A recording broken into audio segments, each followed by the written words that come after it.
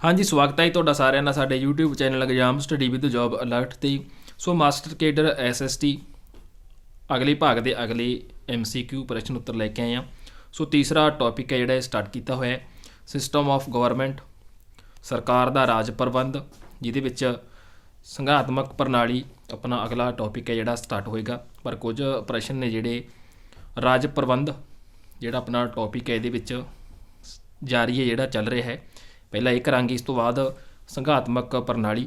ਸੋ class 10 ਹੈ ਆਪਣੀ, ਸੋ ਵਿੱਚ ਕੁਝ ਦਿਨ ਜਿਹੜੀ ਕਲਾਸ ਤੁਹਾਨੂੰ ਪ੍ਰੋਵਾਈਡ ਨਹੀਂ ਕੀਤੀ ਉਹਦਾ ਕਾਰਨ ਜਿਹੜਾ ਵੈਕੈਂਸੀਆਂ ਨਾਲ ਸੰਬੰਧਿਤ ਅਪਡੇਟ ਦੇਣਾ ਸੀ। ਸੋ ਅੱਜ ਇੱਕ ਨੋਟੀਫਿਕੇਸ਼ਨ ਜਾਰੀ ਹੋਇਆ ਸੀ ਤਾਂ ਉਹਦੀ ਅਪਡੇਟ ਦਿੱਤੀ ਸੀ, ਇਸ ਕਰਕੇ ਇਹ ਕਲਾਸ ਹੈ ਜਿਹੜੀ ਮਿਸ ਹੋਈ ਸੀ। ਸੋ ਬਾਕੀ ਕਲਾਸ ਹੈ ਜਿਹੜੀ ਕੰਟੀਨਿਊ ਜਾਰੀ ਰਿਹਾ ਕਰੇਗੀ। ਸੋ ਚੈਨਲ ਨੂੰ ਸਬਸਕ੍ਰਾਈਬ ਅਤੇ ਬੈਲ ਆਈਕਨ ਨਾਲ 'ਤੇ ਪ੍ਰੈਸ ਜ਼ਰੂਰ ਕਰ ਲਿਓ ਤਾਂ ਤੁਹਾਨੂੰ ਕਲਾਸ ਦੀ ਅਪਡੇਟ ਹੈ ਜਿਹੜੀ ਸਮੇਂ ਸਿਰ ਮਿਲਦੀ ਰਹੇ। ਤਾਂ ਸਟਾਰਟ ਕਰਦੇ ਹਾਂ ਜੀ ਅਗਲੇ MCQ ਪ੍ਰਸ਼ਨ ਉੱਤਰ। ਤਾਂ ਪ੍ਰਸ਼ਨ ਨੰਬਰ 223 ਤੋਂ ਸਟਾਰਟ ਕਰਾਂਗੇ। ਲੋਕ ਸਭਾ ਨੂੰ ਕੌਣ ਭੰਗ ਕਰ ਸਕਦਾ ਹੈ? ਰਾਸ਼ਟਰਪਤੀ, ਸਰਵਉੱਚ ਅਦਾਲਤ ਦਾ ਮੁੱਖ ਜੱਜ, ਰਾਜਪਾਲ ਜਾਂ ਫਿਰ ਮੰਤਰੀ ਪਰਿਸ਼ਦ। ਤਾਂ ਲੋਕ ਸਭਾ ਨੂੰ ਜਿਹੜਾ ਰਾਸ਼ਟਰਪਤੀ ਭੰਗ ਕਰ ਸਕਦਾ ਹੈ। ਆਪਸ਼ਨ ਊੜਾ ਰਾਈਟ ਆਨਸਰ ਆਏਗਾ। ਸੋ ਨਾਲ ਦੀ ਨਾਲ ਕਮੈਂਟ ਕਰਦੇ ਜਾਇਓ ਅਤੇ ਵੀਡੀਓ ਨੂੰ ਅੱਗੇ ਸ਼ੇਅਰ ਜ਼ਰੂਰ ਕਰ ਦਿਓ। ਰਾਸ਼ਟਰਪਤੀ ਕਿਸ ਦੀ ਸਲਾਹ 'ਤੇ ਲੋਕ ਸਭਾ ਨੂੰ ਭੰਗ ਕਰ ਸਕਦਾ ਹੈ? ਸੋ ਲੋਕ ਸਭਾ ਨੂੰ ਰਾਸ਼ਟਰਪਤੀ ਭੰਗ ਤਾਂ ਕਰ ਸਕਦਾ ਹੈ, ਪਰ ਕਿਸ ਦੀ ਸਲਾਹ 'ਤੇ? ਮੁੱਖ ਮੰਤਰੀ ਦੀ 'ਤੇ, ਰਾਜਪਾਲ, ਪ੍ਰਧਾਨ ਮੰਤਰੀ ਜਾਂ ਫਿਰ ਸੁਪਰੀਮ ਕੋਰਟ ਦੇ ਮੁੱਖ ਜੱਜ ਦੀ ਸਲਾਹ 'ਤੇ। ਤਾਂ ਲੋਕ ਸਭਾ ਨੂੰ ਜਿਹੜਾ ਰਾਸ਼ਟਰਪਤੀ ਭੰਗ ਕਰ ਸਕਦਾ ਹੈ ਉਹ ਜੀ ਪ੍ਰਧਾਨ ਮੰਤਰੀ ਦੀ ਸਲਾਹ 'ਤੇ ਲੋਕ ਸਭਾ ਨੂੰ ਜਿਹੜਾ ਭੰਗ ਕਰ ਸਕਦਾ ਹੈ। ਆਪਸ਼ਨ ਡੀ ਰਾਈਟ ਆਨਸਰ ਆਏਗਾ। ਅਮਰੀਕਾ ਦੇ ਵਿੱਚ ਸਰਕਾਰ ਦਾ ਮੁਖੀ ਕੌਣ ਹੁੰਦਾ ਹੈ? ਰਾਸ਼ਟਰਪਤੀ, ਪ੍ਰਧਾਨ ਮੰਤਰੀ, ਮੰਤਰੀ ਮੰਡਲ ਜਾਂ ਫਿਰ ਮੁੱਖ ਮੰਤਰੀ। ਤਾਂ ਅਮਰੀਕਾ ਦੇ ਵਿੱਚ ਸਰਕਾਰ ਦਾ ਮੁਖੀ ਹੈ ਜਿਹੜਾ ਰਾਸ਼ਟਰਪਤੀ ਹੁੰਦਾ ਹੈ। ਆਪਸ਼ਨ ਊੜਾ ਸਾਡਾ ਰਾਈਟ ਆਨਸਰ ਆਏਗਾ। ਅਗਲਾ ਪ੍ਰਸ਼ਨ ਹੈ ਅਮਰੀਕਾ ਦੇ ਰਾਸ਼ਟਰਪਤੀ ਦਾ ਕਾਰਜਕਾਲ ਕਿੰਨਾ ਹੁੰਦਾ ਹੈ? 3 ਸਾਲ, 4 ਸਾਲ, 5 ਸਾਲ ਜਾਂ ਫਿਰ 6 ਸਾਲ। ਤਾਂ ਇਹ ਹੁੰਦਾ ਹੈ ਜੀ 4 ਸਾਲ। ਸੋ ਬਾਹਰਲੀ ਕੰਟਰੀ ਦਾ ਇਹ ਕੁਐਸਚਨ ਤੁਹਾਨੂੰ ਨਹੀਂ ਪ੍ਰੋਵਾਈਡ ਕੀਤਾ ਜਾਏਗਾ, ਸੋ ਇਹ ਛੱਡ ਦਿੰਦੇ ਆ, ਅਮਰੀਕਾ ਨਾਲ ਸੰਬੰਧਿਤ ਨੇ। ਤਾਂ ਅਗਲਾ ਪ੍ਰਸ਼ਨ ਹੈ ਹੇਠਾਂ ਦਿੱਤਿਆਂ ਵਿੱਚੋਂ ਕੌਣ ਭਾਰਤ ਦੇ ਵਿੱਚ ਪ੍ਰਧਾਨਗੀ ਸ਼ਾਸਨ ਪ੍ਰਣਾਲੀ ਦੇ ਪੱਖ ਵਿੱਚ ਸੀ? ਡਾਕਟਰ ਅੰਬੇਦਕਰ, ਜਵਾਹਰ ਲਾਲ ਨਹਿਰੂ, KM ਮੁਨਸ਼ੀ ਜਾਂ ਫਿਰ KT ਸ਼ਾਹ। ਤਾਂ ਇਹ ਵਿਅਕਤੀ ਸੀਗੇ ਜੀ KT ਸ਼ਾਹ, ਜੋ ਭਾਰਤ ਦੇ ਵਿੱਚ ਪ੍ਰਧਾਨਗੀ ਸ਼ਾਸਨ ਪ੍ਰਣਾਲੀ ਦੇ ਪੱਖ ਵਿੱਚ ਸੀ। ਹੇਠ ਦਿੱਤੇ ਵਿੱਚ ਕਿਹੜੇ ਕਿਹੜੇ ਪ੍ਰਧਾਨ ਮੰਤਰੀ ਰਾਜ ਸਭਾ ਦੇ ਮੈਂਬਰ ਰਹੇ ਨੇ? ਇੰਦਰਾ ਗਾਂਧੀ, H ਦੇਵ ਗੌੜਾ, ਮਨਮੋਹਨ ਸਿੰਘ ਜਾਂ ਫਿਰ ਉਪਰੋਕਤ ਸਾਰੇ। ਤਾਂ ਉਪਰੋਕਤ ਸਾਰੇ ਰਾਈਟ ਆਨਸਰ ਆਏਗਾ। ਇੰਦਰਾ ਗਾਂਧੀ, H ਦੇਵ ਗੌੜਾ, ਮਨਮੋਹਨ ਸਿੰਘ ਇਹ ਪ੍ਰਧਾਨ ਮੰਤਰੀ ਸੀ ਜਿਹੜੇ ਰਾਜ ਸਭਾ ਦੇ ਮੈਂਬਰ ਵੀ ਰਹੇ ਸੀਗੇ। ਆਪਸ਼ਨ ਸੱਸਾ ਸਾਡਾ ਰਾਈਟ ਆਨਸਰ ਆਏਗਾ। ਸੋ ਇਹ ਬਾਹਰਲੀ ਕੰਟਰੀ ਨਾਲ ਸੰਬੰਧਿਤ ਕੁਐਸਚਨ ਨੇ। ਸੋ ਅਗਲਾ ਆਪਣਾ ਟੌਪਿਕ ਹੈ ਜਿਹੜਾ ਸਟਾਰਟ ਹੁੰਦਾ ਹੈ ਸੰਘਾਤਮਕ ਪ੍ਰਣਾਲੀ।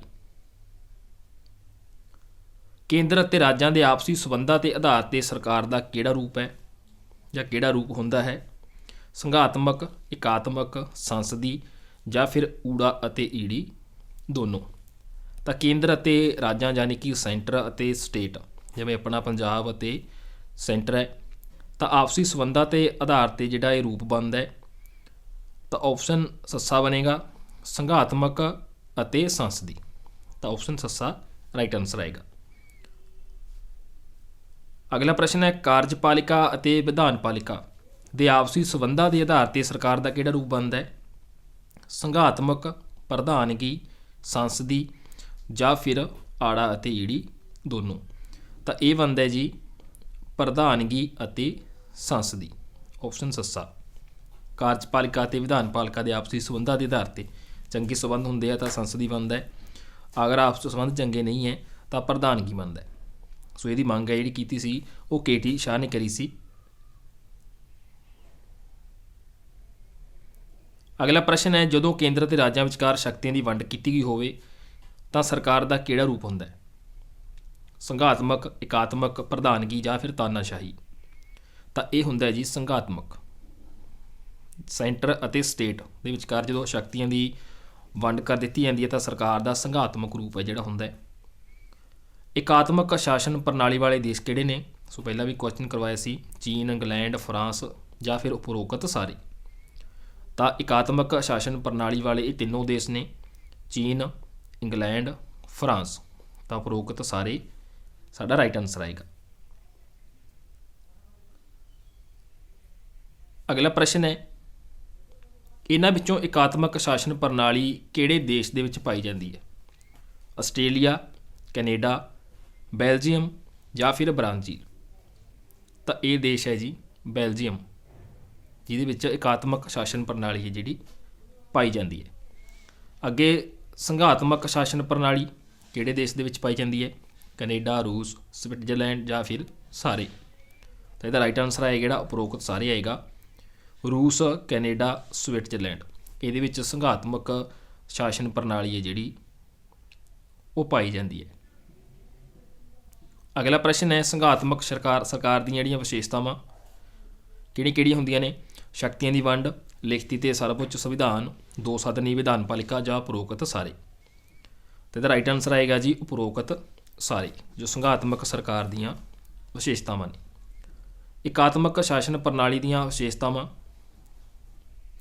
ਕਿਹੜੀਆਂ ਹੁੰਦੀਆਂ ਨੇ? ਸਾਰੀਆਂ ਸ਼ਕਤੀਆਂ ਕੇਂਦਰ ਕੋਲ ਹੁੰਦੀਆਂ ਨੇ। ਸੰਵਿਧਾਨ ਕਠੋਰ ਵੀ ਹੋ ਸਕਦਾ ਹੈ, ਲਚਕੀਲਾ ਵੀ, ਊੜਾ ਤੇ ਆੜਾ ਜਾਂ ਸ਼ਕਤੀਆਂ ਦੀ ਵੰਡ। ਤਾਂ ਇਕਾਤਮਕ ਸ਼ਾਸਨ ਪ੍ਰਣਾਲੀ ਹੁੰਦੀ ਹੈ ਜਿਹੜੀਆਂ ਇਹਦੀਆਂ ਵਿਸ਼ੇਸ਼ਤਾਵਾਂ ਨੇ, ਆਪਸ਼ਨ ਈ ਰਾਈਟ ਆਨਸਰ ਬਣੇਗਾ। ਸਾਰੀਆਂ ਸ਼ਕਤੀਆਂ ਕੇਂਦਰ ਕੋਲ, ਸੰਵਿਧਾਨ ਕਠੋਰ ਵੀ ਹੋ ਸਕਦਾ ਹੈ ਅਤੇ ਲਚਕੀਲਾ ਵੀ। ਤਾਂ ਆਪਸ਼ਨ ਈ ਸਾਡਾ ਰਾਈਟ ਆਨਸਰ ਬਣੇਗਾ। ਅਗਲਾ ਪ੍ਰਸ਼ਨ ਹੈ, ਸਵਿਟਜ਼ਰਲੈਂਡ ਵਿੱਚ ਸੰਘ ਦੀਆਂ ਇਕਾਈਆਂ ਨੂੰ ਕੀ ਕਿਹਾ ਜਾਂਦਾ ਹੈ? ਪ੍ਰਾਂਤ, ਕੈਂਟਨਜ਼, ਗਣਰਾਜ ਜਾਂ ਫਿਰ ਰਿਆਸਤਾਂ। ਤਾਂ ਸਵਿਟਜ਼ਰਲੈਂਡ ਕੰਟਰੀ ਦੇ ਵਿੱਚ ਜੋ ਸੰਘ ਦੀਆਂ ਇਕਾਈਆਂ ਹੁੰਦੀਆਂ ਨੇ ਤਾਂ ਉਸ ਨੂੰ ਕੈਂਟਨਜ਼ ਕਿਹਾ ਜਾਂਦਾ ਹੈ। ਵਿਸ਼ਵ ਦਾ ਸਭ ਤੋਂ ਪਹਿਲਾ ਤੇ ਪੁਰਾਣਾ ਸੰਘਾਤਮਕ ਦੇਸ਼ ਕਿਹੜਾ ਹੈ? ਇੰਗਲੈਂਡ, ਰੂਸ, ਅਮਰੀਕਾ ਜਾਂ ਫਿਰ ਫਰਾਂਸ। ਤਾਂ ਵਿਸ਼ਵ ਦਾ ਸਭ ਤੋਂ ਪੁਰਾਣਾ ਸੰਘਾਤਮਕ ਦੇਸ਼ ਹੈ ਜਿਹੜਾ ਉਹ ਅਮਰੀਕਾ ਹੈ। ਆਪਸ਼ਨ ਈ ਸਾਡਾ ਰਾਈਟ ਆਨਸਰ ਆਏਗਾ। ਸਭ ਤੋਂ ਪਹਿਲਾਂ ਸੰਘਾਤਮਕ ਪ੍ਰਣਾਲੀ ਦੀ ਸਰਕਾਰ ਦੀ ਸਥਾਪਨਾ ਅਮਰੀਕਾ ਵਿੱਚ ਕਦੋਂ ਕੀਤੀ ਗਈ ਸੀ? 1799, 1899, 1699 ਜਾਂ ਫਿਰ 1785 ਦੇ ਵਿੱਚ। ਤਾਂ ਸਭ ਤੋਂ ਪਹਿਲਾਂ ਸੰਘਾਤਮਕ ਪ੍ਰਣਾਲੀ ਦੀ ਸਰਕਾਰ ਦੀ ਸਥਾਪਨਾ ਜਿਹੜੀ ਅਮਰੀਕਾ ਦੇ ਵਿੱਚ ਹੈ 1799 ਦੇ ਵਿੱਚ ਕੀਤੀ ਗਈ ਸੀ। ਆਪਸ਼ਨ ਊੜਾ ਸਾਡਾ ਰਾਈਟ ਆਨਸਰ ਆਏਗਾ। ਅਗਲਾ ਪ੍ਰਸ਼ਨ ਹੈ, ਭਾਰਤੀ ਸੰਘਾਤਮਕ ਸ਼ਾਸਨ ਪ੍ਰਣਾਲੀ ਕਿਸ ਦੇਸ਼ ਦੀ ਪ੍ਰਣਾਲੀ 'ਤੇ ਆਧਾਰਿਤ ਹੈ? ਜੋ ਆਪਣੀ ਇੰਡੀਆ ਦੀ ਸੰਘਾਤਮਕ ਸ਼ਾਸਨ ਪ੍ਰਣਾਲੀ ਹੈ ਇਹ ਕਿਹੜੇ ਦੇਸ਼ ਦੀ ਪ੍ਰਣਾਲੀ 'ਤੇ ਆਧਾਰਿਤ ਹੈ ਜਾਂ ਕਿਸ ਤੋਂ ਲਈ ਗਈ ਹੈ? ਅਮਰੀਕਾ, ਕੈਨੇਡਾ, ਇੰਗਲੈਂਡ ਜਾਂ ਫਿਰ ਜਾਪਾਨ ਤੋਂ। ਤਾਂ ਇਹ ਆਧਾਰਿਤ ਪ੍ਰਣਾਲੀ ਹੈ ਜੀ ਕੈਨੇਡਾ ਦੇਸ਼ ਦੀ 'ਤੇ। ਆਪਣੀ ਜੋ ਭਾਰਤ ਦੀ ਸੰਘਾਤਮਕ ਸ਼ਾਸਨ ਪ੍ਰਣਾਲੀ ਹੈ ਤਾਂ ਕੈਨੇਡਾ ਦੇਸ਼ ਦੀ ਪ੍ਰਣਾਲੀ 'ਤੇ ਆਧਾਰਿਤ ਹੈ। ਆਪਸ਼ਨ ਆੜਾ ਸਾਡਾ ਰਾਈਟ ਆਨਸਰ ਆਏਗਾ। ਅੰਗਰੇਜ਼ੀ ਭਾਸ਼ਾ ਦਾ ਸ਼ਬਦ ਫੈਡਰੇਸ਼ਨ ਕਿਸ ਭਾਸ਼ਾ ਦਾ ਸ਼ਬਦ ਹੈ? ਫਾਰਸੀ, ਲਾਤੀਨੀ, ਹਿੰਦੀ ਜਾਂ ਫਿਰ ਉਰਦੂ। ਤਾਂ ਇਹ ਹੈ ਜੀ ਲਾਤੀਨੀ ਭਾਸ਼ਾ ਦਾ ਸ਼ਬਦ ਹੈ। ਤਾਂ ਇੱਥੇ ਆਪਸ਼ਨ ਆੜਾ ਬਣਦੀ ਹੈ। ਆਪਸ਼ਨ ਆੜਾ ਸਾਡਾ ਰਾਈਟ ਆਨਸਰ ਆਏਗਾ।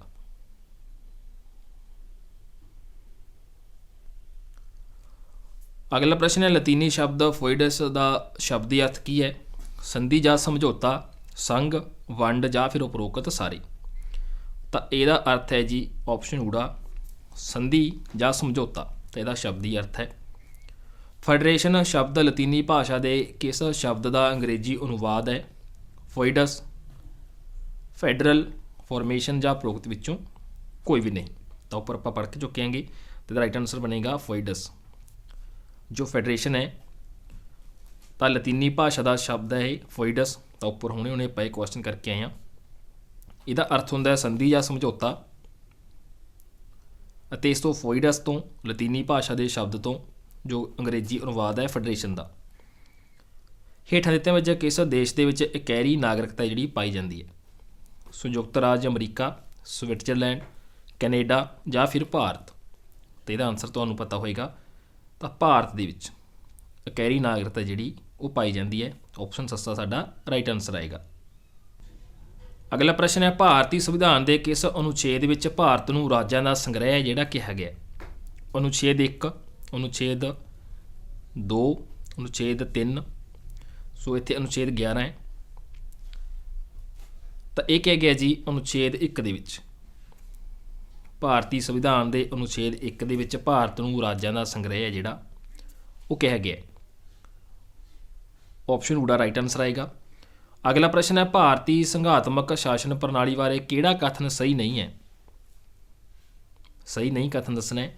ਸੰਵਿਧਾਨ ਦੀ 7ਵੀਂ ਸੂਚੀ ਅਨੁਸਾਰ ਸ਼ਕਤੀਆਂ ਦੀ ਵੰਡ ਕੀਤੀ ਗਈ ਹੈ, ਜਾਂ ਭਾਰਤੀ ਸੰਘਾਤਮਕ ਪ੍ਰਣਾਲੀ ਅਮਰੀਕੀ ਪ੍ਰਣਾਲੀ 'ਤੇ ਆਧਾਰਿਤ ਹੈ, ਸੰਵਿਧਾਨ ਹੀ ਸਰਵਉੱਚ ਕਾਨੂੰਨ ਹੈ, ਜਾਂ ਭਾਰਤ ਵਿੱਚ 2 ਸਦਨੀ ਸੰਸਦ ਹੈ। ਤਾਂ ਇਹਦੇ 'ਚ ਜਿਹੜਾ ਕਥਨ ਸਹੀ ਨਹੀਂ ਹੈ ਉਹ ਹੈ ਆਪਸ਼ਨ ਆੜਾ, ਭਾਰਤ ਦੀ ਜੋ ਸੰਘਾਤਮਕ ਪ੍ਰਣਾਲੀ ਹੈ ਉਹ ਅਮਰੀਕੀ ਪ੍ਰਣਾਲੀ 'ਤੇ ਆਧਾਰਿਤ ਹੈ। ਸੋ ਅਮਰੀਕੀ ਪ੍ਰਣਾਲੀ 'ਤੇ ਆਧਾਰਿਤ ਨਹੀਂ ਹੈ। ਹੁਣੇ ਆਪਾਂ ਕਰਕੇ ਆਏ ਹਾਂ ਕੈਨੇਡਾ ਦੀ ਸੰਘਾਤਮਕ ਸ਼ਾਸਨ ਪ੍ਰਣਾਲੀ 'ਤੇ ਆਧਾਰਿਤ ਹੈ ਭਾਰਤ ਦੀ ਸੰਘਾਤਮਕ ਪ੍ਰਣਾਲੀ।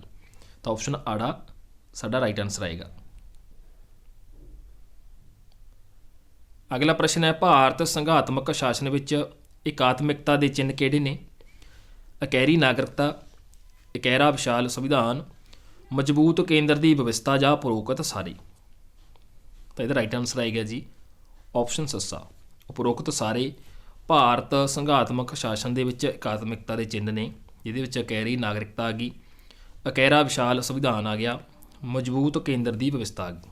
ਤਾਂ ਆਪਸ਼ਨ ਸੱਸਾ ਸਾਡਾ ਰਾਈਟ ਆਨਸਰ ਆਏਗਾ। ਅਗਲਾ ਪ੍ਰਸ਼ਨ ਹੈ ਸੰਯੁਕਤ ਰਾਜ ਅਮਰੀਕਾ ਦੇ ਵਿੱਚ ਕੁੱਲ ਕਿੰਨੇ ਪ੍ਰਾਂਤ ਨੇ। 50, 51, 52 ਜਾਂ 48। ਤਾਂ ਇਹ ਨੇ ਜੀ 50। ਸੋ ਆਊਟ ਆਫ ਸਿਲੇਬਸ ਕੁਐਸਚਨ ਤੁਹਾਨੂੰ ਨਹੀਂ ਪੁੱਛਿਆ ਜਾਏਗਾ। ਅਗਲਾ ਪ੍ਰਸ਼ਨ ਹੈ ਭਾਰਤ ਵਿੱਚ ਸੰਘਾਤਮਕ ਸ਼ਾਸਨ ਨੂੰ ਇਕਾਤਮਿਕਤਾ ਵਿੱਚ ਕਦੋਂ ਬਦਲਿਆ ਜਾ ਸਕਦਾ ਹੈ। ਸੰਕਟਕਾਲੀਨ ਘੋਸ਼ਣਾ ਦੇ ਲਾਗੂ ਹੋਣ 'ਤੇ, ਪ੍ਰਧਾਨ ਮੰਤਰੀ ਦੇ ਹੁਕਮ 'ਤੇ, ਸੁਪਰੀਮ ਕੋਰਟ ਦੇ ਜੱਜ ਦੇ ਕਹਿਣ 'ਤੇ, ਜਾਂ ਉਪਰੋਕਤ ਵਿੱਚੋਂ ਕੋਈ ਨਹੀਂ। ਤਾਂ ਇਹਦੇ ਵਿੱਚ ਜਿਹੜਾ ਆਪਣਾ ਆਨਸਰ ਬਣਦਾ ਉਪਰੋਕਤ ਵਿੱਚੋਂ ਕੋਈ ਨਹੀਂ। ਜੋ ਭਾਰਤ ਵਿੱਚ ਸੰਘਾਤਮਕ ਸ਼ਾਸਨ ਦੀ ਇਕਾਤਮਿਕਤਾ ਹੈ ਤਾਂ ਇਸ ਨੂੰ ਬਦਲਣ ਸੰਬੰਧੀ ਇਹ ਤਿੰਨੋਂ ਕਥਨ ਨਹੀਂ ਢੁਕਦੇ, ਇਸ ਕਰਕੇ ਉਪਰੋਕਤ ਵਿੱਚੋਂ ਕੋਈ ਨਹੀਂ ਸਾਡਾ ਰਾਈਟ ਆਨਸਰ ਆਏਗਾ। ਕਿਸ ਵਿਦਵਾਨ ਨੇ ਭਾਰਤੀ ਸੰਵਿਧਾਨ ਨੂੰ ਅਰਧ ਸੰਘਾਤਮਕ ਦੱਸਿਆ। ਕੇ.ਐਮ. ਮੁਨਸ਼ੀ ਨੇ, ਗ੍ਰੇਨਵਿਲ ਆਸਟਿਨ ਨੇ, ਕੇ.ਸੀ. ਵਈਅਰ ਨੇ, ਜਾਂ ਫਿਰ ਪਾਲ ਏਪਲਬਾਈ ਨੇ। ਤਾਂ ਅਰਧ ਸੰਘਾਤਮਕ ਦੱਸਣ ਵਾਲੇ ਜਿਹੜੇ ਵਿਦਵਾਨ ਸੀਗੇ ਕੇ.ਸੀ. ਵਈਅਰ ਸੀਗੇ। ਕੇ.ਸੀ. ਵਈਅਰ ਨੇ ਭਾਰਤੀ ਸੰਵਿਧਾਨ ਨੂੰ ਅਰਧ ਸੰਘਾਤਮਕ ਹੈ ਜਿਹੜਾ ਦੱਸਿਆ। ਤਾਂ ਆਪਸ਼ਨ ਈ.ਡੀ ਸਾਡਾ ਰਾਈਟ ਆਨਸਰ ਆਏਗਾ। ਅਗਲਾ ਪ੍ਰਸ਼ਨ ਹੈ ਕਿਸ ਵਿਦਵਾਨ ਨੇ ਭਾਰਤੀ ਸੰਘਾਤਮਕ ਪ੍ਰਣਾਲੀ ਨੂੰ ਸਹਿਕਾਰੀ ਸਹਿਯੋਗੀ ਸੰਘਾਤਮਕ ਪ੍ਰਬੰਧ ਕਿਹਾ ਹੈ। ਕੇ.ਐਸ. ਮੁਨਸ਼ੀ, ਗ੍ਰੇਨਵਿਲ ਆਸਟਿਨ, ਕੇ.ਸੀ. ਵਈਅਰ, ਪਾਲ ਏਪਲਬਾਈ। ਤਾਂ ਕੇ.ਸੀ. ਵਈਅਰ ਤੇ ਇਹਦੇ ਵਿੱਚ ਆਨਸਰ ਨਹੀਂ ਬਣੇਗਾ। ਹੁਣੇ ਆਪਾਂ ਕੁਐਸਚਨ ਕਰਕੇ ਆਏ ਹਾਂ। ਤਾਂ ਇਹ ਕਿਹਾ ਜੀ ਗ੍ਰੇਨਵਿਲ ਆਸਟਿਨ ਨੇ।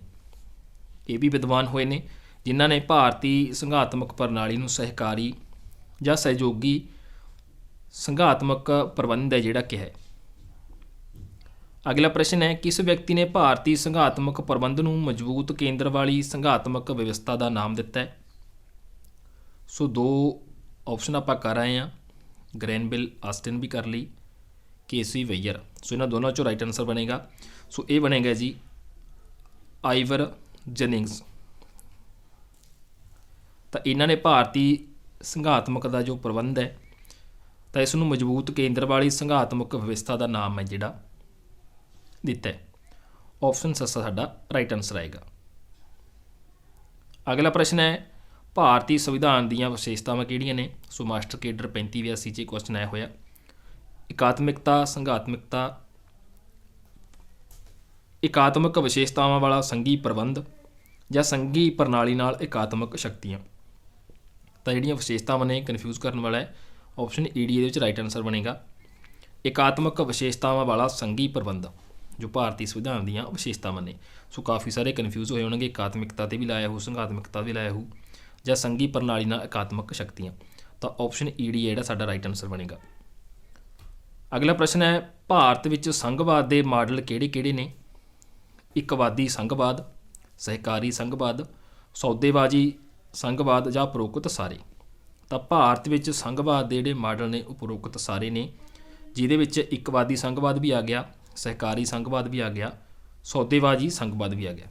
ऑप्शन सस्सा साडा राइट आंसर आएगा। अगला प्रश्न है, ਭਾਰਤ ਸੰਘਾਤਮਕ ਵਿਵਸਥਾ ਨੂੰ ਸੌਦੇਬਾਜ਼ੀ ਵਾਲਾ ਸੰਘਵਾਦ ਕਿਸਨੇ ਕਿਹਾ ਸੀ? ਗ੍ਰੇਨਵਿਲ ਆਸਟਿਨ ਨੇ, ਸੋ ਇਹ ਵੀ ਆਪਾਂ ਪਹਿਲਾਂ ਪੜ੍ਹ ਚੁੱਕੇ ਹਾਂ। ਕੇਸੀ ਵਈਅਰ ਵੀ ਪੜ੍ਹ ਚੁੱਕੇ ਹਾਂ। ਸੋ ਇਹ ਕਿਹਾ ਸੀਗਾ ਜੀ ਮੌਰਿਸ ਜੋਨਸ ਨੇ। ਜੋ ਭਾਰਤੀ ਸੰਘਾਤਮਕ ਦੀ ਵਿਵਸਥਾ ਹੈ ਤਾਂ ਇਸ ਨੂੰ ਸੌਦੇਬਾਜ਼ੀ ਵਾਲਾ ਸੰਘਵਾਦ ਕਿਹਾ ਸੀ। ਸੌਦੇਬਾਜ਼ੀ ਵਾਲਾ ਸੰਘਵਾਦ ਹੈ ਜਿਹੜਾ ਭਾਰਤ ਦੇ ਸੰਘਵਾਦ ਦਾ ਇੱਕ ਮਾਡਲ ਹੈ, ਉਹਨਾਂ ਨੇ ਆਪਾਂ ਕਰੇ ਆ। ਇਹ ਆਪਸ਼ਨ ਦੇਖ ਸਕਦੇ ਹੋ, ਜਿਹਦੇ ਵਿੱਚ ਇੱਕਵਾਦੀ ਸੰਘਵਾਦ ਆ ਗਿਆ, ਸਹਿਕਾਰੀ ਸੰਘਵਾਦ ਆ ਗਿਆ, ਸੌਦੇਬਾਜ਼ੀ ਸੰਘਵਾਦ ਆ ਗਿਆ।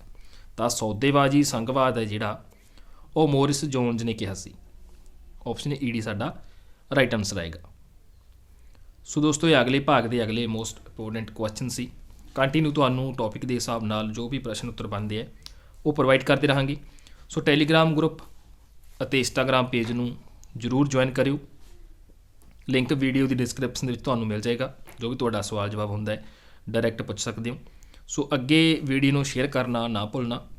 ਸੋ ਮਿਲਦੇ ਹਾਂ ਜੀ ਅਗਲੇ ਭਾਗ ਦੇ ਵਿੱਚ ਅਗਲੇ ਨਵੇਂ MCQ ਪ੍ਰਸ਼ਨ ਉੱਤਰਾਂ ਨਾਲ। ਉਹ ਤੱਕ ਲਈ ਧੰਨਵਾਦ ਜੀ।